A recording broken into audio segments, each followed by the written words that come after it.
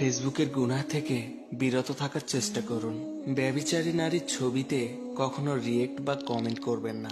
ব্যভিচারী সেই নারী যে তার সৌন্দর্য পরপুরুষকে প্রদর্শন করে বেড়ায়। আল্লাহুম্মা গফিরলি। একজন নারী যখন তার ছবি পোস্ট বা স্টোরি দেয়, যতজন পুরুষ তার ছবি দেখবে ততজনই গুনাহের ভাগীদার হবে। আর সেই ছবিতে কমেন্ট করার অর্থ তাকে উৎসাহ দেয়া।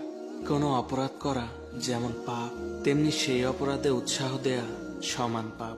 ইনি রিলেশনশিপ স্ট্যাটাস দেখলে কখনো রিয়্যাক্ট বা কমেন্ট করবেন না।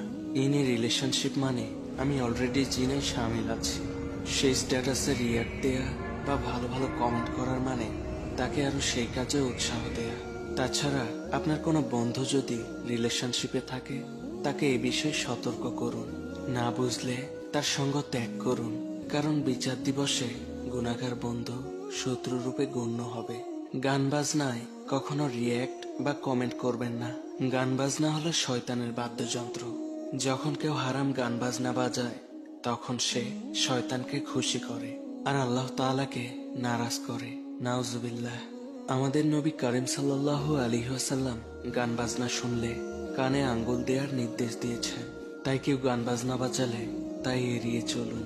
রিয়্যাক্ট কমেন্ট করা থেকে বিরত থাকুন, না হলে আপনিও সমান গুনাহে শামিল হবেন।